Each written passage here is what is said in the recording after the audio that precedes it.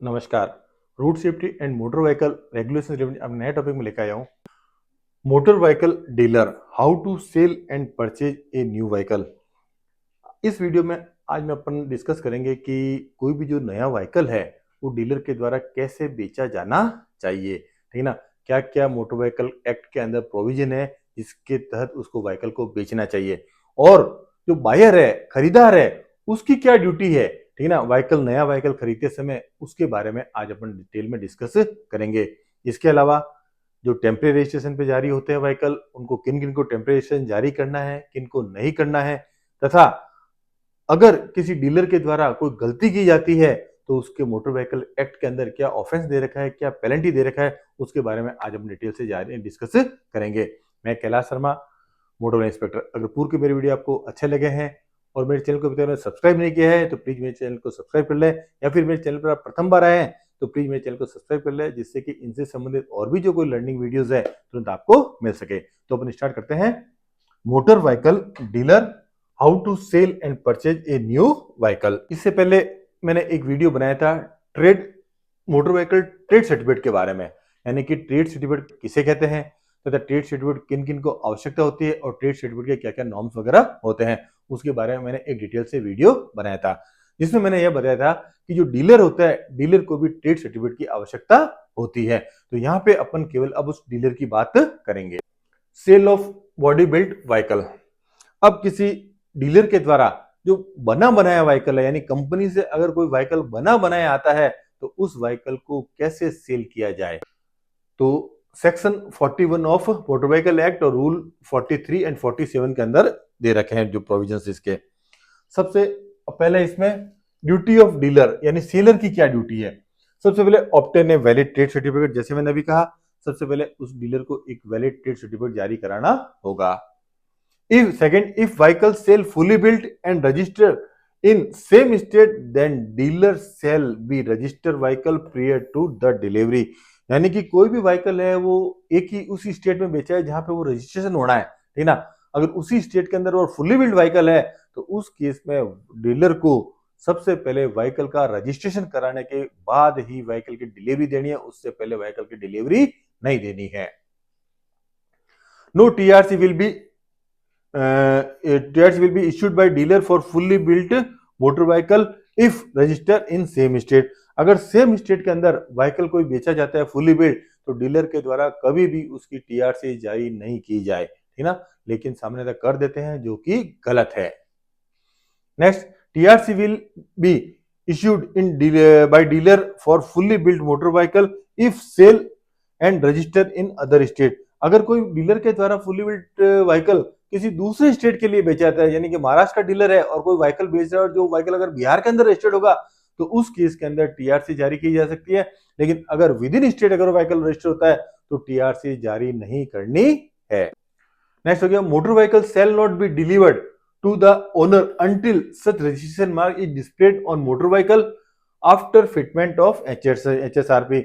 यानी कि जो रजिस्ट्रेशन मार्क जारी करने हैं, रजिस्टर करके रजिस्ट्रेशन मार्क के बाद उस पर एचएसआरपी बनानी है। एचएसआरपी बना के एचएसआरपी उसके हाई सिक्योरिटी रजिस्ट्रेशन पे उसके आगे और पीछे लगा के उसके बाद ही व्हीकल की डिलीवरी देनी है, उससे पहले व्हीकल की डिलीवरी नहीं देनी है। फिर है ड्यूटी ऑफ ओनर बायर, यानी कि जो खरीदार है, अब खरीदारी की भी ड्यूटी होनी चाहिए कुछ। ये तो मैंने सेलर की बताई कि सेलर को ये करना चाहिए, अब खरीदार को क्या करना चाहिए। Do not take delivery of vehicle without registration and fitment of HSRP if registered in the same state। यानी कि अगर सेम स्टेट के अंदर व्हीकल रजिस्टर होना है तो बायर को कभी भी व्हीकल की डिलीवरी नहीं लेनी चाहिए जब तक कि उसका रजिस्ट्रेशन नहीं हो जाए और उसके ऊपर HSRP नहीं लग जाए। नेक्स्ट है, if vehicle will register in other state collect. अगर व्हीकल है जो दूसरे स्टेट में रजिस्टर होगा तो उस केस के अंदर सबसे पहले उसकी टीआरसी जारी कराएं, ठीक ना, उसकी इनवॉइस की कॉपी ले, फॉर्म 21 की कॉपी ले, फॉर्म 22 की कॉपी ले और उसके इंश्योरेंस की कॉपी ले। उसके बाद जो टीआरसी के नंबर आए वह नंबर को आगे व पीछे लगाएं, ठीक है ना, चिपका के। उसके बाद व्हीकल की डिलीवरी लें, अदरवाइज व्हीकल की डिलीवरी नहीं लें, तभी वो व्हीकल पब्लिक रोड पर आ सकता है। एक और बात, उसके बाद केवल उस व्हीकल को जो जो उसका रजिस्टरिंग ऑथोरिटी जहां पे वो रजिस्टर होना है व्हीकल, वहां तक जा सकता है, इसके अलावा उस व्हीकल को आप अप्लाई नहीं कर सकते हैं, ये भी ध्यान रखना है। अन्य किसी पर्पज के लिए आप जब तक उसका परमानेंट रजिस्ट्रेशन नहीं होता तब तक आप अप्लाई नहीं कर सकते हैं। Next, sale of drive away chassis. अब है कि अगर आप चेसिस के रूप में वाहन बेचा है, ये तो मैंने जो बताया वो फुल्ली बिल्ड के बारे में, यानी कंपनी से बना बनाया व्हीकल आया।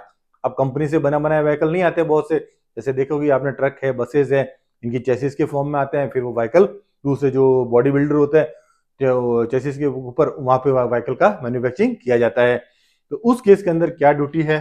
Duty of dealer obtain a valid trade certificate, जो भी मैंने कहा था।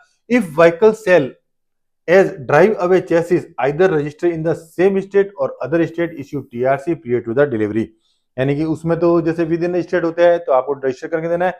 इस केस के अंदर अगर चेसिस के रूप में है, चाहे वो सेम स्टेट में हो चाहे वो अदर स्टेट के अंदर हो, आपको सबसे पहले व्हीकल की TRC जारी करनी यानी टेम्परेरी सर्टिफिकेट ऑफ रजिस्ट्रेशन जारी करना है। उसके बाद ही व्हीकल की डिलीवरी देनी है।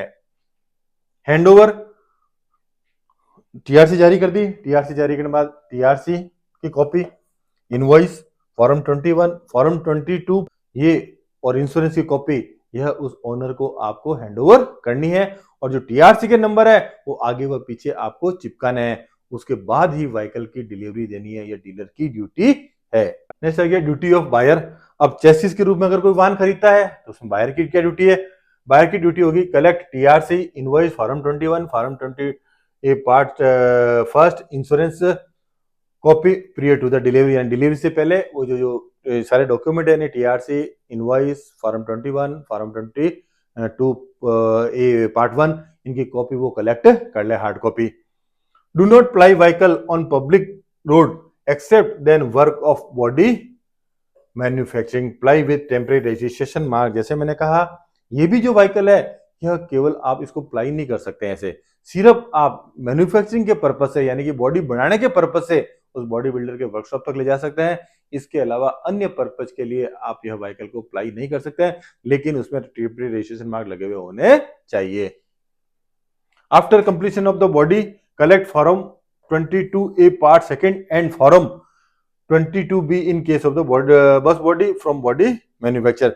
जब आपकी बॉडी पूरी बन जाए, पूरी बनने के बाद उस बॉडी बिल्डर से आप एक फॉर्म 22A पार्ट सेकंड लेंगे उसके बाद। और अगर बस की बॉडी है तो उस केस में एक 22B फॉर्म भी होता है, वो भी आप उससे कलेक्ट करेंगे।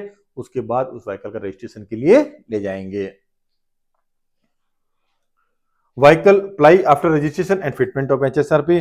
अगर जब बॉडी बन जाए तो उसके बाद उसका रजिस्ट्रेशन करेंगे, रजिस्ट्रेशन के बाद HSRP लगेगी, HSRP के बाद ही आप उस व्हीकल को पब्लिक प्लेस के ऊपर चला सकते हैं। तो ये थी सेलर और बायर दोनों की क्या ड्यूटी होती है नए व्हीकल में। अब है टेम्परेरी रजिस्ट्रेशन मार्क्स। जैसे मैंने अभी कहा था कि टेम्परेरी रजिस्ट्रेशन मार्क लगा के व्हीकल को चलाना चाहिए, तो जो ही आप टेम्परेरी रजिस्ट्रेशन करेंगे तो एक टेम्परेरी रजिस्ट्रेशन नंबर जनरेट होंगे, ठीक है ना, इस टाइप से। तो उसमें जो पहला होगा वो T लेटर होगा, T यानी टेम्परेरी। उसके बाद आ जाएगा आपका मंथ, किस मंथ में आपको जनरेट किया है। जैसे छठे महीने में यानी जून के अंदर किया है तो 0 से आ जाएगा, फिर ईयर आ जाएगा 24, ठीक है ना। उसके बाद RJ स्टेट कोड आ जाएगा 2, उसके बाद होगा जो रजिस्ट्रेशन नंबर 0 से लेके 9999 तक ये एक सीरियल नंबर आ जाएंगे। ये जो टेम्परेरी रजिस्ट्रेशन मार्क है, ये टेम्परेरी रजिस्ट्रेशन मार्क, इसका जो बैकग्राउंड होगा वो येलो बैकग्राउंड के ऊपर रेड कलर में ये लेटर आपको लिखना है। और ये प्लेट बना के, ये प्लेट आप कागज की बना सकते हैं, ठीक है ना। इसमें कोई वो कंडीशन नहीं है कि HSRP होनी चाहिए, किसी की होनी चाहिए। आप सिंपल कागज के ऊपर ही या प्लेट बना के यह नंबर प्लेट आपको आगे और पीछे लगानी है। कहां तक? जब तक आप बॉडी बनाए और रजिस्ट्रेशन कराए तब तक इसका उपयोग कर सकते हैं। Registration plate under position of dealer, ठीक है ना।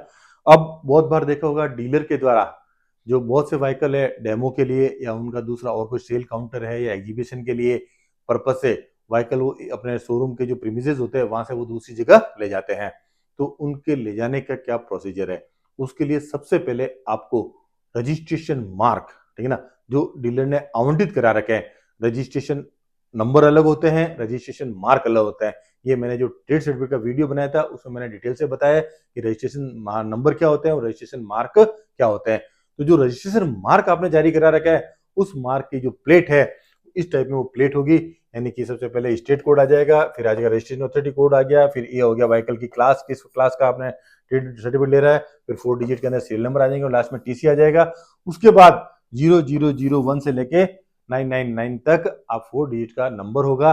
जितने आप नंबर अलॉट कराएंगे वो नंबर यहाँ पे आएंगे और एक समय में एक व्हीकल पर एक ही नंबर आप लगा सकते हैं। जितने अगर आपने 4 रजिस्ट्रेशन मार्क अलॉट करा रखे हैं तो एक समय में आप 4 व्हीकल पर रजिस्ट्रेशन मार्क यूज कर सकते हैं, 5वें पे यूज नहीं कर सकते।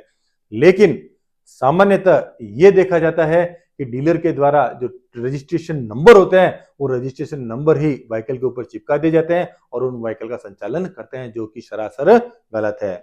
फिर है ड्यूटी ऑफ ट्रेड होल्डर। अब ट्रेड होल्डर की ड्यूटी क्या होगी? सबसे पहले ट्रेड रजिस्ट्रेशन मार्क में used on one vehicle eight A time, यानी कि एक समय में, जैसे मैंने अभी बताया, एक समय में केवल एक ही व्हीकल पर ट्रेड रजिस्ट्रेशन मार्क का उपयोग किया जा सकता है, एक से ज्यादा व्हीकल पे नहीं कर सकते हैं। Second, maintain register electronic form 19 trip register, यानी कि जब आप व्हीकल अपने शोरूम के प्रीमिसेस के कहीं दूसरी जगह जाएगा तो उस केस में आपको इलेक्ट्रॉनिक फॉर्म 19 मेंटेन करना है और उसकी जो एक प्रिंट की कॉपी है, हार्ड कॉपी जो गाड़ी जाएगी बाहर, उस गाड़ी के साथ में लगानी है और वो नंबर जो मैंने बताया पीछे, वो नंबर उसके आगे और पीछे लगाना है, फिर व्हीकल को आप शोरूम के बाहर निकाल सकते हैं। Maintain register electronically of form 19A, एक और फॉर्म 19A है जिसे इन्वेंट्री रजिस्टर भी कहते हैं। इन्वेंट्री रजिस्टर आपको इलेक्ट्रॉनिक मेंटेन करना है। इसके अंदर आपका जो स्टॉक है वो स्टॉक को दर्शाता है। तो कोई भी जो इंस्पेक्शन अथॉरिटी है, अगर कोई शोरूम में आपको चेक करना आती है तो आपका वो स्टॉक को चेक कर सकती है कि इन्वेंट्री के अंदर फॉर्म 19A के अंदर आपने कितना स्टॉक बताया है, फिजिकली आपके वहां व्हीकल कितने अवेलेबल है। अगर उस व्हीकल में कोई मिसमैच पाया जाता है तो उतने मिसमैच व्हीकल के लिए फॉर्म 19 जारी किया हुआ होना चाहिए, ठीक है ना। और उतने ही ट्रेड रजिस्ट्रेशन मार्क आपको जारी किया होना चाहिए। अगर नहीं होता है तो आप गलती में माने जाएंगे। नेक्स्ट है display vehicle price at showroom. इसके अलावा जो वाहन की कीमत है वो शोरूम में एक उपयुक्त स्थान के ऊपर डिस्प्ले करनी चाहिए। अब है जो ट्रेड रजिस्टर, जो डीलर है, जो ट्रेड होल्डर्स है, ठीक है ना, अगर उसने गलती की है, ठीक है ना, तो उसमें क्या ऑफेंस और क्या पेनल्टी दे रखी है, ठीक है ना, मोटर व्हीकल एक्ट के अंदर ऑफेंस एंड पेनल्टी। सबसे पहले violation of chapter 7 of MV act, यानी मोटर व्हीकल एक्ट का जो चैप्टर 7 है वो कंस्ट्रक्शन के बारे में बताता है, व्हीकल के कंस्ट्रक्शन के बारे में। अगर उसका आपने वायलेशन किया है, यानी कि मैन्युफैक्चर के द्वारा एक व्हीकल बना दिया और वो व्हीकल आपने डीलर पॉइंट पे लाके उसमें कुछ आपने अल्ट्रेशन कर दिया, कुछ बदलाव कर दिया और वो व्हीकल सेल कर दिया, तो उस केस के अंदर आपको सेक्शन 182A1 के अंदर जुर्माना निर्धारित किया गया है और यह जुर्माना 1 लाख रुपए निर्धारित कर रखा है। सेकंड है fail to submit application for registration. जैसे मैंने कहा कि विद इन स्टेट अगर कोई व्हीकल बेचा जाता है तो उसके लिए आपको रजिस्ट्रेशन कराना है, यानी कि रजिस्ट्रेशन के पश्चात HSR पे लगाने के बाद ही डिलीवरी जाती है। अगर उसके द्वारा, डीलर के द्वारा अगर रजिस्ट्रेशन नहीं किया जाता है, यानी कि फेल टू सबमिट एप्लीकेशन, ठीक है ना, अगर वो एप्लीकेशन नहीं दी जाती है उसके द्वारा रजिस्ट्रेशन की, तो उस केस के अंदर यानी कि सेक्शन 192B2 एंड सेक्शन 41(1) के अंदर जुर्माना निर्धारित कर रखा है और यह जुर्माना 15 टाइम्स ऑफ एनुअल टैक्स और ओटीटी, यानी कि अगर उस व्हीकल के ऊपर ओटीटी का मोड ऑफ पेमेंट है तो जो जितनी ओटीटी है उतना का उतना उसको और जुर्माना डीलर को भरना पड़ेगा। तो वो अगर उस व्हीकल का एनुअली मोड ऑफ पेमेंट है तो उस केस में 15 टाइम्स उसका टैक्स का उसको पेनल्टी डीलर को भरनी पड़ेगी। तो इसलिए बिना रजिस्ट्रेशन कभी भी व्हीकल की डिलीवरी नहीं दें, रजिस्ट्रेशन और HSR पे लगाने के बाद दें। उसके बाद वायलेशन ऑफ रूल 39 टू 43, जैसे मैंने ये बताया अभी रूल के अंदर, जैसे फॉर्म 19A वगैरह ये आपको जो मेंटेन करने हैं, अगर इनको आप मेंटेन नहीं करते हो तो उस केस के अंदर आपका सस्पेंशन और cancellation of trade certificate rule 44 के तहत आपका ट्रेड सर्टिफिकेट है वो सस्पेंड हो सकता है, कैंसिल हो सकता है। साथियों, आशा करता हूँ कि वीडियो पसंद आया होगा। अगर वीडियो पसंद आया है, ज्यादा से ज्यादा इसको शेयर करें, लाइक करें, सब्सक्राइब करें। Thank you. जय हिंद, जय भारत।